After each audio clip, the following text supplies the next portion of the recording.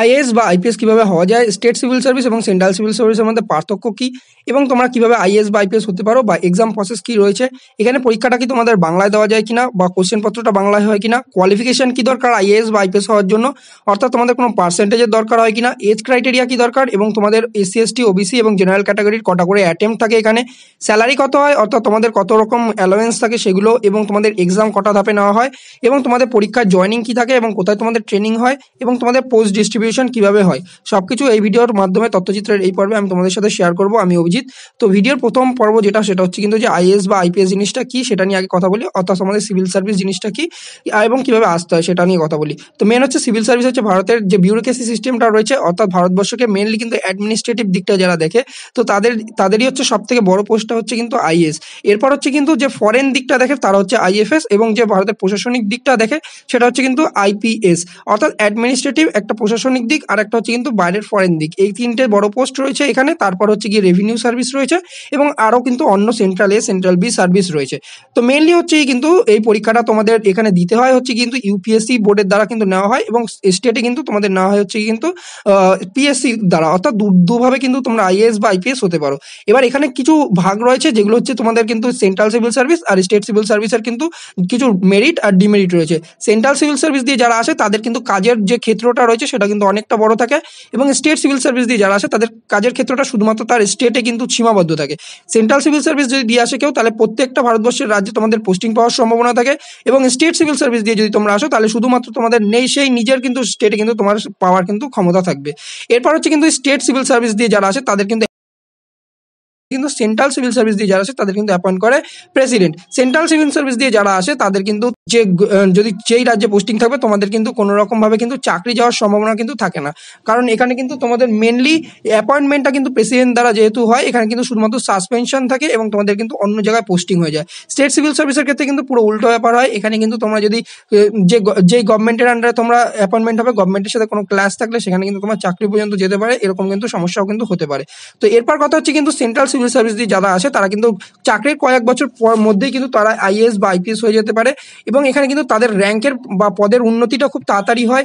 যেমন একজন আইএএস সর্বোচ্চ কিন্তু চিফ সেক্রেটারি কিন্তু হতে পারে একটা স্টেটের, এবং যদি আমরা সেন্ট্রাল লেভেলে কথা বলি তাহলে পিএম অফিসে কিন্তু যে বড় বড় পোস্টগুলো রয়েছে সেগুলো কিন্তু তারা হোল্ড করে।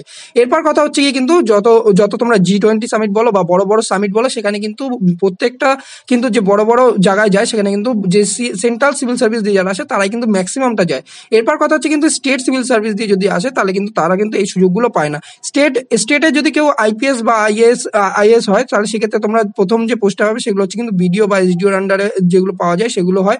এরপর হচ্ছে কিন্তু যারা পুলিশ হয় তারা কিন্তু কোনো রকম সুযোগ সুবিধা থাকে না। সেন্ট্রালি যে আর্ম ব্রাঞ্চের যে সার্ভিসগুলো রয়েছে, অর্থাৎ সিএফএফ এর যেগুলো রয়েছে, বিএসএফ রয়েছে, এনএসজি রয়েছে, সেখানে কিন্তু কোনো রকমভাবে যাওয়ার কিন্তু চান্সটা খুব পরিমাণে কমে যায়, এবং এখানে কিন্তু তোমাদের যে সেন্ট্রালি সার্ভিসটা যেটা রয়েছে সিভিল সার্ভিস, সেখানে কিন্তু তোমাদের এই সুযোগগুলো থাকে যে তোমরা যে পুলিশের চাকরি করবে তোমরা কিন্তু বাকি যে ডিপার্টমেন্টের হেড হতে পারবে, তেমন হচ্ছে গিয়ে এনএসজির হেড বলো, তারপর হচ্ছে কিন্তু তোমরা বিএসএফ এর হেড বলো, সিএপিএফ এর হেড বলো, সিআইএসএফ এর হেড বলো, তো এগুলো কিন্তু আইপিএসই হয়।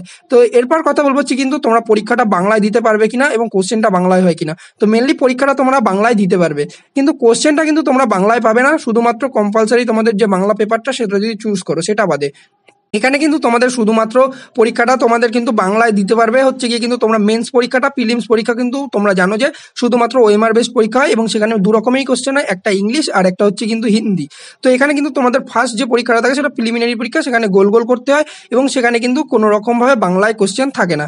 তারপর হচ্ছে কিন্তু যেটা মেন্স পরীক্ষা, সেখানেও কিন্তু কোনো রকম বাংলায় কোশ্চেন থাকে না, সেখানে কিন্তু তোমাদের কোশ্চেনটা ইংলিশ এবং হিন্দি থাকবে, যেটা 4টে পেপার রয়েছে, অর্থাৎ GS1, GS2, GS3, GS4। সেখানে কিন্তু কোশ্চেন তোমরা পাবে হিন্দি আর ইংলিশে, কিন্তু কোশ্চেনের উত্তর তোমরা ডেসক্রিপটিভ 150 ওয়ার্ড আর হচ্ছে কি কিন্তু তোমাদের 250 ওয়ার্ডের কোশ্চেন থাকে, সেখানে কিন্তু তোমরা বাংলায় কিন্তু লিখতে পারবে। এরপর হচ্ছে যদি তোমাদের কথা বলি যে প্রত্যেকটা কটা সাবজেক্ট থাকে, তো মেন হচ্ছে কিন্তু 4টে পেপার তো আমি তোমাদের বলে দিলাম, GS1, GS2, GS3, GS4। এছাড়া কম্পালসারি যেটা দুটো পেপার থাকে সেটা হচ্ছে কিন্তু মেন্স পরীক্ষার জন্য, সেটা হচ্ছে কিন্তু তোমাদের মানে এইগুলো GS3, GS4 যেটা বললাম GS এর পার্ট, সেটা হচ্ছে মেন্সের পার্ট। এবং এখানে কিন্তু আর যেটা কম্পালসারি পেপার সেটা হচ্ছে ইংলিশ পেপার, একটা ল্যাঙ্গুয়েজ পেপার, যেটা হচ্ছে তোমরা তোমাদের যে ল্যাঙ্গুয়েজ দেবে। আমি বাংলায় যেহেতু ভিডিওটা বানাচ্ছি, তো এক্ষেত্রে তোমরা আশা করছি যে বাংলাই নেবে, তো বাংলা তোমাদের নিতে হবে, সেটা কম্পালসারি পেপার, সেখানে পাস করতে হয়। আর হচ্ছে কিন্তু দুখানা তোমাদের অপশনাল পেপার থাকে, একটা হচ্ছে অপশনাল 1 আর একটা অপশনাল 2, সেটা তোমাদের ইচ্ছা মতো তোমরা চুজ করে নেবে এবং সেখানে কিন্তু তোমাদের নাম্বার তোলাটা গুরুত্বপূর্ণ। এরপর হচ্ছে কিন্তু ইন্টারভিউ পার্টটা আসে, সেখানে কিন্তু তোমরা বাংলায় চাইলে কিন্তু দিতে পারো পরীক্ষা, অর্থাৎ ইন্টারভিউটা তোমরা বাংলায় দিতে পারবে, সেখানে কিন্তু কোনো রকম বাধ্যবাধকতা নেই সেখানে যে হিন্দি বা ইংরেজিতে দিতে হবে। এক্সামটা বসতে গেলে তোমাদের কোয়ালিফিকেশন বা যোগ্যতা কি লাগে, মেনলি এখানে তোমাদের 12 এর সাথে কোনো রকম সম্পর্ক নেই, যে কোনো ব্যাকগ্রাউন্ড থেকে তোমরা হতে পারো এবং তোমাদের গ্র্যাজুয়েশনের সাথেও কোনো সম্পর্ক নেই, যে কোনো স্ট্রিম থেকে তোমরা হতে পারো এবং এই স্ট্রিমে যে কোনো ব্যাকগ্রাউন্ড থেকে তোমরা এলে কিন্তু সেখানে কিন্তু কোনো রকম পার্সেন্টেজেরও কোনো রকম ব্যাপার নেই, ছেলে মেয়ে প্রতিবন্ধী সবাই কিন্তু এখানে অ্যাপ্লাই করতে পারে। ক্রাইটেরিয়া আর অ্যাটেম্প্ট, এজ ক্রাইটেরিয়ার যদি কথা বলি, ন্যূনতম এজ লাগে হচ্ছে কিন্তু 21 বছর এবং যদি জেনারেল ক্যান্ডিডেটদের জন্য দেখো 32 বছর পর্যন্ত বয়স রয়েছে। এরপর হচ্ছে কিন্তু ওবিসি ক্যাটাগরির জন্য যদি বলি 37 বছর পর্যন্ত বয়স রয়েছে এবং এসসি এসটিদের জন্য কোনোরকম কোনো বয়সের ব্যাপার নেই। এবং এখানে যদি অ্যাটেম্প্টের কথা বলি, জেনারেল ক্যাটাগরির জন্য তোমাদের 6খানা অ্যাটেম্প্ট দেওয়া হয় এবং তোমাদের যদি কথা বলি যে ওবিসি ক্যাটাগরির জন্য এখানে 9খানা অ্যাটেম্প্ট দেওয়া হয় এবং এরপর হচ্ছে কি কিন্তু কথা যেটা যে এসসি এসটি এর জন্য সেখানে কিন্তু কোনো রকম বাধ্যবাধকতা নেই, এবার এরা যতগুলো চাইবে ততগুলো অ্যাটেম্প্ট দিতে পারবে। নর্মাল স্যালারি হচ্ছে কিন্তু 56,000 দিয়ে শুরু হয়। এছাড়া কিন্তু প্রভিশনারি যারা আইএএস বা আইপিএস হয় তাদের ক্ষেত্রে কিন্তু একটা জিনিস হয় যে এরা কিন্তু কোনো রকম সুযোগ সুবিধা পায় না 2 বছরের জন্য, মানে পার্সোনাল গাড়ি বা পার্সোনাল যে অফিস বা পার্সোনাল যে হোম সেগুলো কিন্তু পায় না, অর্থাৎ এবং যে বাকি যে সার্ভেন্ট গুলো থাকে সেগুলো পায় না, কিন্তু 2 বছর পর ট্রেনিং কমপ্লিট করার পর পার্টিকুলার যখন এসডিএম হয় বা ডিএম হয়ে যায় তখন কিন্তু তারা এই সব সুযোগ সুবিধা পায়। এরপর হচ্ছে কিন্তু তোমাদের যে পরীক্ষাটা দেওয়ার জন্য এটা কিভাবে ফিল আপ করতে হয়, তো এগুলো প্রত্যেক বছর ফর্ম ফিল আপের জন্য টাইম আছে হচ্ছে কি কিন্তু যেটা সিভিল সার্ভিস যেটা তোমাদের সেন্ট্রালি নেওয়া হয় সেখানে কিন্তু তোমাদের ফেব্রুয়ারি মাসে ফর্ম বেরোয় প্রত্যেক বছর, তোমরা খেয়াল রাখবে। আর যদি তোমরা স্টেটের ক্ষেত্রে বলো, যেমন ওয়েস্ট বেঙ্গলের জন্য যদি আমি কথা বলি, তো ওয়েস্ট বেঙ্গলে সেরকম কোনো পার্টিকুলার ডেট নেই, মানে বর্তমানীন সময়ে দেখা যাচ্ছে। তো তবুও আমি বলে দিচ্ছি 2025 সালের যেটা তোমাদের পরীক্ষা আসতে চলেছে বা 2024-এর যে পরীক্ষাগুলো আসতে চলেছে ওয়েস্ট বেঙ্গলের জন্য, তো সেগুলোর একটা ক্যালেন্ডার জারি করা হয়েছে, সেটা হচ্ছে গিয়ে তোমাদের পরীক্ষার ক্যালেন্ডার জারি করা হয়েছে মেনলি, কিন্তু ফর্ম ফিল আপের এখনো ক্যালেন্ডার জারি করা হয়নি, সেটা একটা ডিসেম্বর মাসে তারা পরীক্ষা নেবে, সেটা একটা কিন্তু টেন্টেটিভ ডেট দিয়েছে। তো এছাড়া কিন্তু টাইমলি পরীক্ষা নেয়, সেগুলো তোমরা চাইলে দিতে পারো, সেরকম কোনো বাধ্যবাধকতা এখানে নেই। তো এরপর হচ্ছে তোমাদের জয়নিং বা তোমাদের পোস্ট ডিস্ট্রিবিউশন কিভাবে হয় সেটা নিয়ে যদি কথা বলি, তো জয়নিং এর জন্য তোমাদের কিন্তু মেনলি পরীক্ষাটা 3টে ধাপই তোমাদের পাস করতে হবে, এমন নয় তোমরা যে প্রিলিমসটা পাস করলে অর্থাৎ GS1 দিলে সিস্যাট দিলে পাস করে গেলে, এরকম ব্যাপার নয়, তোমাদের কিন্তু 3টে পরীক্ষায় 3টে ধাপই তোমাদের পাস করতে হবে এখানে। এবং তোমাদের কিন্তু প্রত্যেকটা পরীক্ষা শুধুমাত্র পাস নয়, পাস করে কিন্তু তোমাদের একটা যে কাট অফ মার্কস থাকে সেটা কিন্তু তোমাদের অ্যাচিভ করতে হবে, তাহলে কিন্তু তোমরা এখানে সিলেকশন পাবে। তো এরপর হচ্ছে কিন্তু পোস্ট ডিস্ট্রিবিউশনের কথা আসি, তো এখানে কিন্তু তোমাদের মেনলি পোস্ট ডিস্ট্রিবিউশনটা তোমাদের জেনারেল ক্যাটাগরির জন্যই বলবো আমি মেনলি।